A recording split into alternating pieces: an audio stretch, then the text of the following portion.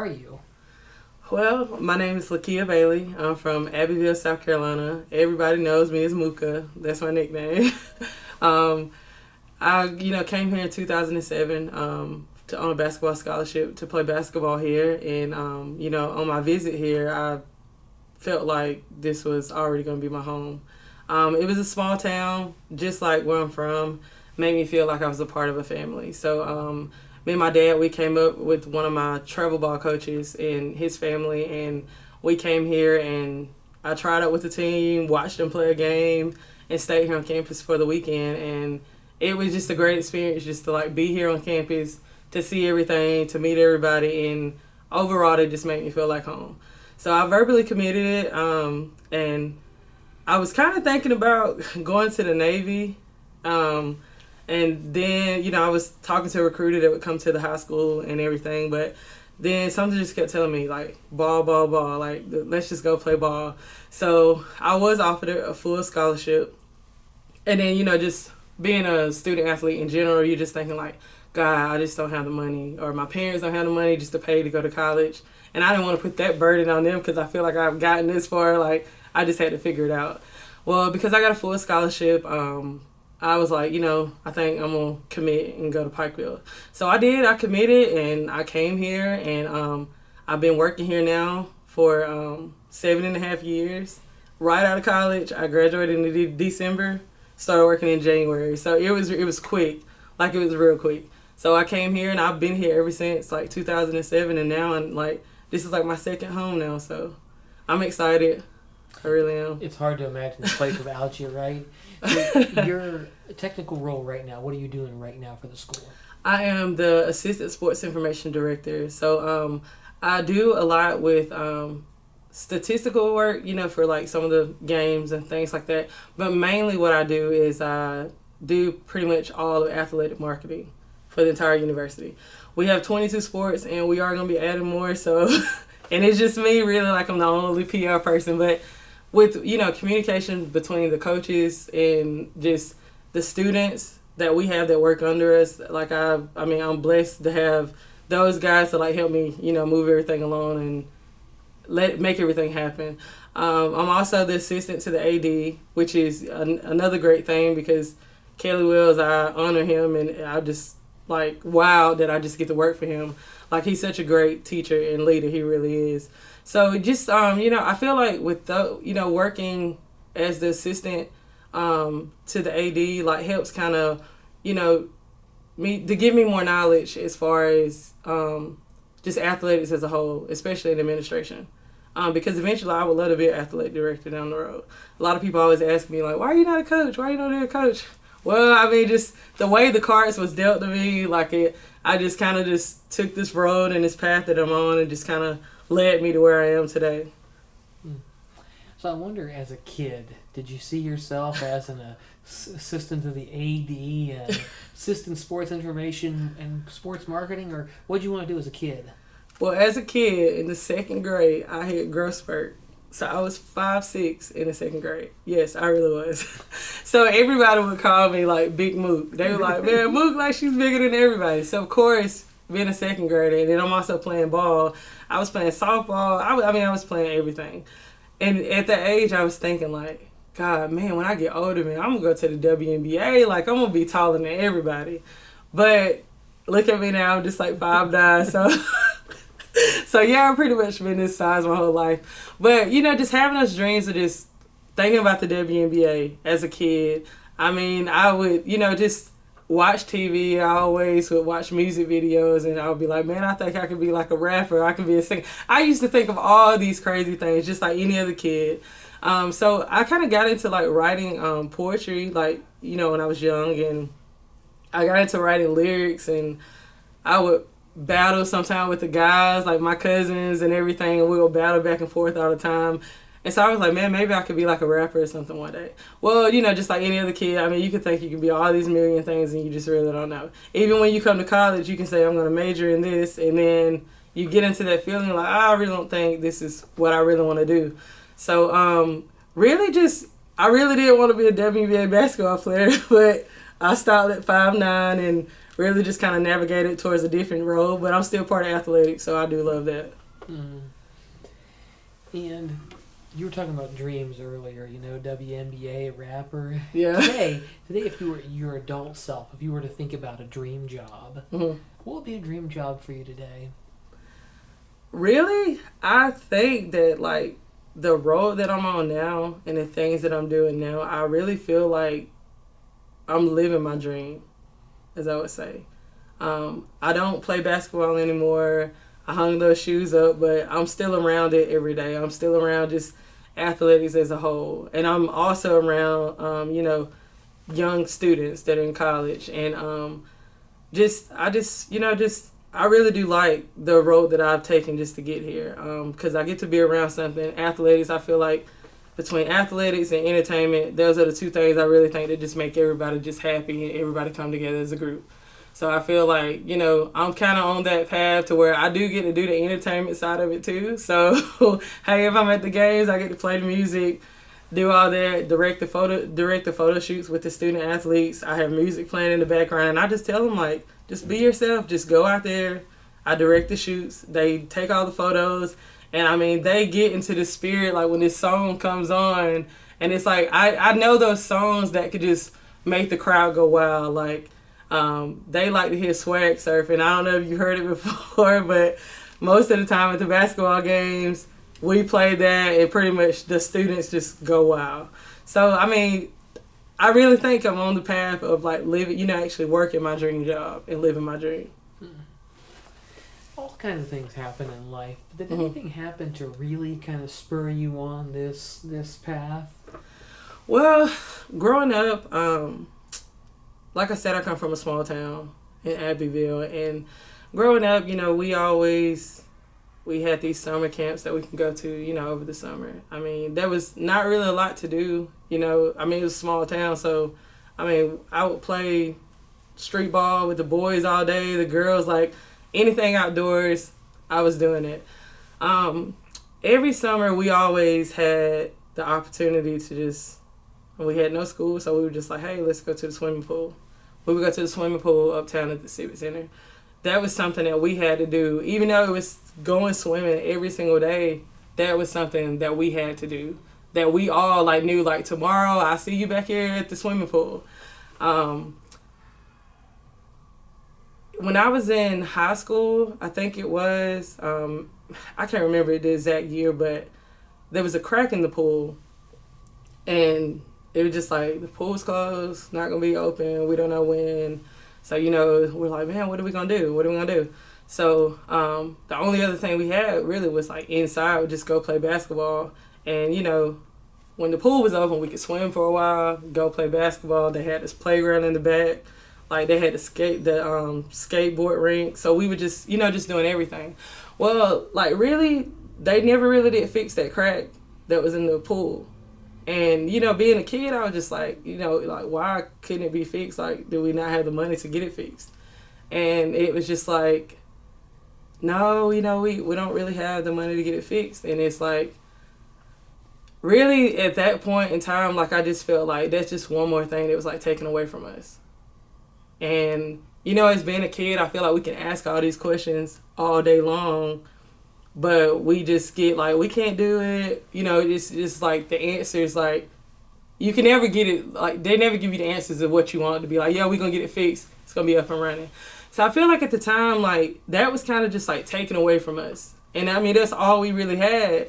And I feel with kids growing up, if you got things for them to do, then they're going to be occupied doing something they love, and they're going to have so much fun. But when you don't have anything going on, and that was the only thing we had, and you take it away, it just really it puts a lot into perspective. So I feel as a child, we really didn't have a voice to get that fixed. So thank God for my parents, to kind of push me to play basketball, and I travel and play ball all the time. And I wish I knew now what I did back then, so maybe I could have talked to somebody about, hey, is there a grant or something that you can get to fix this pool so we could have this pool? But at the time there just wasn't. Now, if you go to the back of that Civic Center, that pool is filled in with concrete, and it's a gravel lot. That's what it is now. Actually, this summer when I was home, I went back there because some of the little league teams and the AAU basketball teams, they were having a car wash, and so I seen one of my this girl I went to school with. She was like, "Hey, we're having a car wash. Come up to support the guys." And I'm like, "Oh yeah," because I remember when I used to do that. We were fundraising like crazy. I went up and I drove to the back, and I haven't been to the back of the Civic Center in I don't know how long. And I just get back there and I was like, wow, like it's really like just gone. And so, just like I just felt like I feel like the youth like needs like just more to do than what they have. Because we always wonder like, why are they going down this path? Are they, doing this and doing that? And then it leads to some kids getting in trouble. But I just feel like if they had a voice or just, more things to do, then maybe they wouldn't be as bad as, it wouldn't be as bad as things are now. So really like that whole thing right there just kind of just like made me just like really like want to be around students more, want to be around the youth more, just to kind of tell them like, hey, you do have a voice. Like it doesn't matter like that we can figure out ways to make this happen. Like don't just think like because so-and-so told you no, like let's see what we can talk about and let's see what we can figure out to make it happen if we can. So that just really kind of just like really like inspired me to just kind of like, like get in like this kind of field, to be around the students, just to be a mentor, talk to them, just to be a familiar face to a lot of them. Because, at the end of the day, all we want is just someone we can talk to and listen to us. So that really just kind of, being a child, like that really just kind of like took a toll on a lot of us. And I mean, it's just like you look at the back now, it's just the inside is just all boarded up and everything. And it's just like, I feel like that was one thing you can ask anybody back home about the Civic Center at the pool. That's what we had to do. And it's like, what do we have now? I mean, they can go to the Civic Center, play ball, but as far as a pool, we don't even really have a city pool back home that we can go to. So, I mean, obviously that's a pivotal moment to help you think about getting voice, advocating. But today, when you think about your own life and your sense of call, if we were to ask you to put that in a sentence, what is your life's call?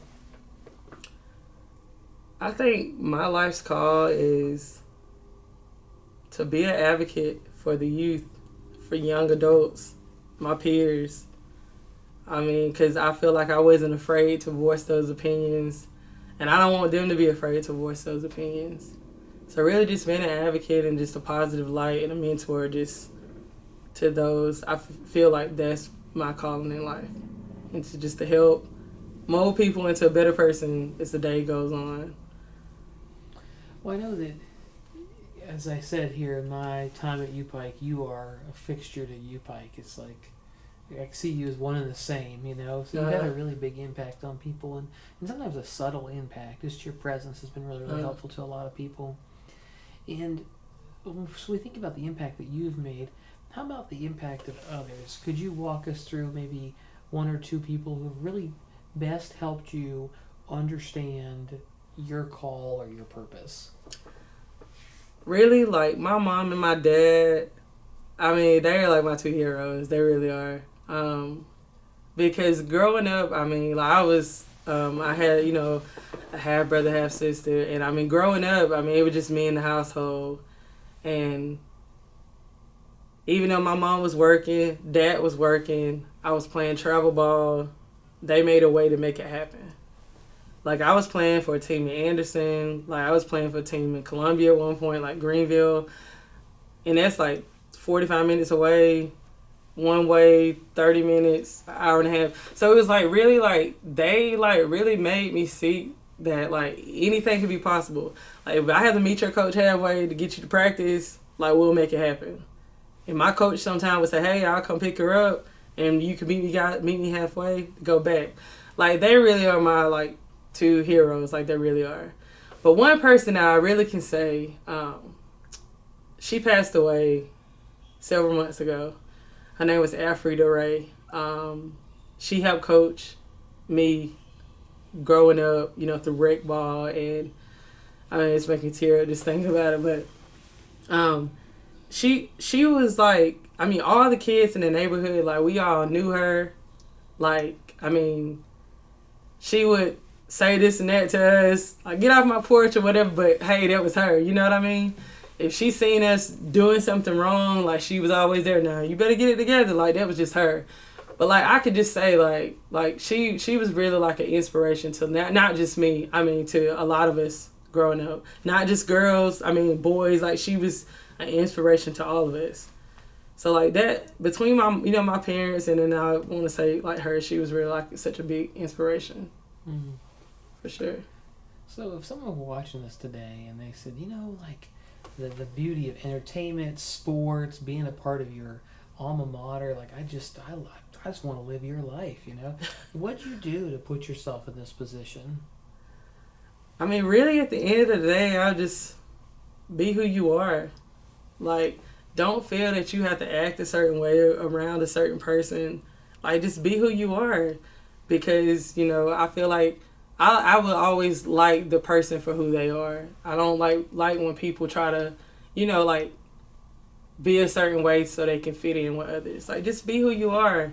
And I mean, I don't know if you seen on my Facebook, like, it's been some months ago, but I was kind of talking about, like, bullying. When I was in school, I mean, this called one of my classmates. I was sick or something, and I called, and I was like, hey, I was like, you know, I asked for her, and the parents, you know, gave her the phone. So I was talking, I said, hey, I was like, this Lakia, this Mooka, and then it was like, this who? Lakia Bailey? And I was like, yeah. I was like, what do you mean? It's like, well, I never thought you would call me and ask me, like, for an assignment. I just feel like you're just so, like, popular and all this and that. So then it really, like, dawned on me, and I was just like, man, like, wow, like, I don't want anybody to feel like they can't talk to me or ever approach me because of who I was. Like, I played sports growing up my whole life. I was always friends with everybody. Any of my friends will tell you that to this day. Like, I was always friends. I was always hanging out with everybody. And really, like, at that time, it just made me think, like, even though she associates me with being, like, a popular kid at school, like, hey, you can be popular too. I feel like we're all, like, put on this earth, like, and we're different from the next. But really, we all have a purpose in life. And, like, that just, I don't know, it's just, that right there, like, when that conversation happened, it just really, like, just kind of, like, made me just, like, really open my eyes and just say, like, be nice to others, be kind to others. Like, you never know what's going on in someone's life. Like, just, you know, put a smile on their face. I smile all the time. Everybody says it every day. Like, I always smile. I mean, come on, I get my smile from my dad. I look just like my dad. And my mom, too. But it's just, you know, that's just really just, that's what I would say. Just be you. Just be who you are. Mm. You know, when you are dealing with students, particularly student athletes, you know, they might come in for a sport and then have to make decisions like majors and life choices, and they go, man, I've never thought about it. For students who haven't thought about it or in thinking about it, just really have no idea, you know, about their call, what advice do you have for those students? Really, I say just find something that you're passionate about. And sometimes you will have, you know, kids growing up and they're going to college, but they're kind of like taking this career path because their parents like, you know, I want you to be this. I want you to be a doctor. I want you to be a lawyer. But I get it that they make money, but that's just not, money is not all about, it's not all about money. I mean, in my field now, I mean, I don't make $1 billion, but I love what I do. Like, I love what I do. So I get to be around student athletes every day. I get to be around students who are not student athletes every day. Just students in general. And it's just finding, like, what you're really passionate about and what really makes you happy at the end of the day. I feel like if you could really, like, figure that out, like, that would help you, like, choose where you want to go, what path you need to take in life, and just really help you, like, find your calling.